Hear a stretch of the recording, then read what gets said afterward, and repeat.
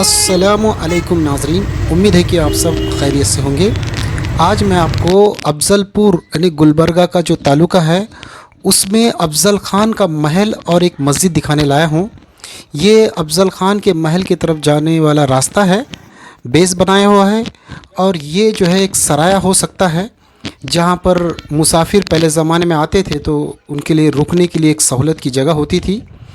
और ये एक नक्कार खाना हो सकता है, इस या वेलकम गेट भी कह सकते हैं इसको। इसके अंदर से होकर हम अफ़ज़ल ख़ान की मस्जिद और वहाँ पर मस्जिद के साथ और बहुत सारी चीज़ें हैं उनको भी हम देखेंगे। और आप ज़रा गौर से देखें, यहाँ पर अफ़ज़ल ख़ान के मुतालिक कुछ ख़ास बातें लिखी हैं जो कन्नड़ में है। ये उस मस्जिद की तरफ जाने वाला रास्ता है। और ये सामने जो सीढ़ियाँ नज़र आ रही हैं, ये सीढ़ियाँ चढ़कर हम जब ऊपर जाएंगे तो हमको इस चबूतरे पर तीन चीज़ें नज़र आएगी।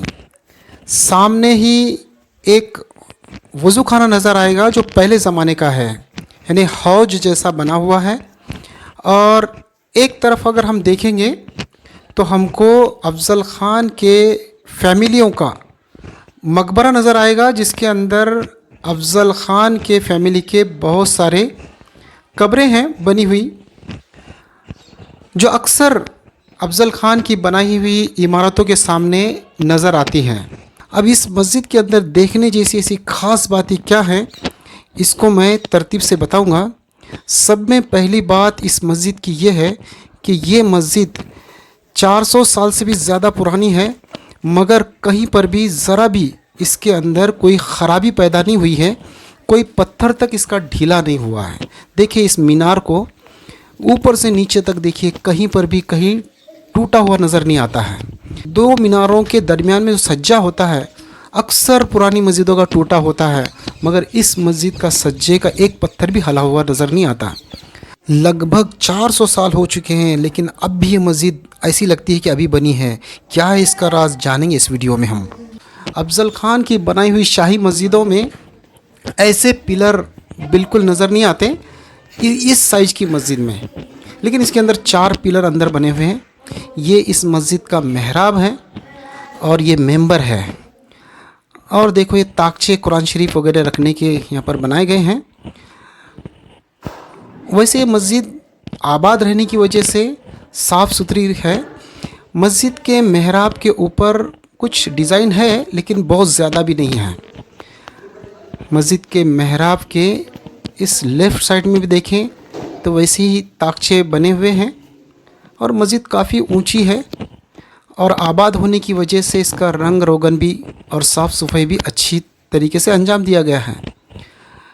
इस मस्जिद की इस मेहराब में देखें कितने ताकचे लगे हुए हैं। उस ज़माने में इसमें उजाला के लिए दिए जलाते थे या फिर किताबें वगैरह रखी जाती होगी। और ज़रा आप गौर से देखें तो इस मस्जिद के अंदर ज़्यादा डिज़ाइन कहीं पर नज़र नहीं आती, बहुत डिज़ाइन की गई होगी, मामूली डिज़ाइन है। और इस मस्जिद के मजबूती का राज जो है वो मैं आपको इस वीडियो में अभी बताऊंगा। फ़िलहाल आप देखिए मकबरा जो सामने नज़र आ रहा है, अक्सर अफ़ज़ल ख़ान की बनाई हुई इमारतों के सामने मस्जिद होती है, उसके दरमियान में एक हौज होता है वज़ू खाने का, और उसके सामने ही मकबरा होता है। ये अक्सर मस्जिदों में होता है। हमने बड़ों से सुना है और किताबों में पढ़ा भी है इस बात को कि जिस चीज़ के ऊपर, चाहे वो मस्जिद हो या कोई भी इमारत हो, जब उस पर हलाल कमाई लगती है और जायज़ तरीके से उसको बनाया जाता है तो उसकी उम्र अल्लाह ताला उम्र में इजाफ़ा करते हैं, यानी वो चीज़ काफ़ी अरसे तक चलती है। ये जो हराम कारियों के साथ जो चीज़ बनाई जाती है उसमें बेबरकती होती है, वो जितनी उसकी लाइफ होती है उससे पहले ही टूट जाती है। अब अफ़ज़ल ख़ान कितना नेक और मुत्तकी परहेज़गार होगा, ये उसके बनाए हुए कामों से पता चलेगा कि उनकी इमारतें आज तक भी सही सालिम खड़ी हुई है। ज़ाहिर है कि इसको हलाल कमाई उन्होंने इस्तेमाल की है।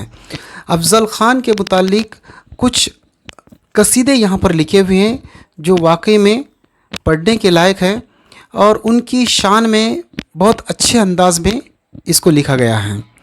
अगर आप पढ़ सक मैं तो पूरा पढ़ लिया हूँ, अगर आप पढ़ सकें तो कोशिश करें कि इसमें क्या लिखा है। ये एक म्यूज़ियम है, अफ़ज़ल ख़ान की कुछ तस्वीर, उनके किए हुए कामों की कुछ बातें इसमें लिखी हुई है। इमारतों की भी फ़ोटो है और कुछ किताबें भी इसके अंदर जमा हैं।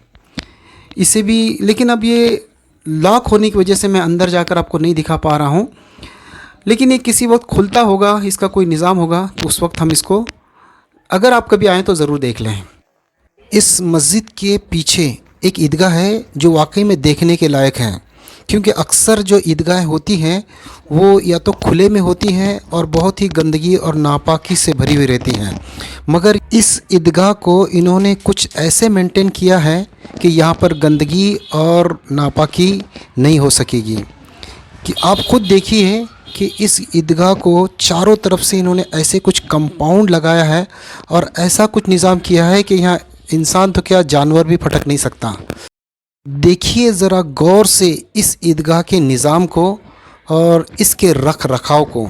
इस ईदगाह के मैदान से बहुत सारी चीज़ें सीखने की है, वरना ईदगाह का मैदान अक्सर अतिक्रमण के हवाले होकर ईदगाह सिकुड़ते चला जाता है और मुसलमानों के हाथ से एक दिन निकल जाता है।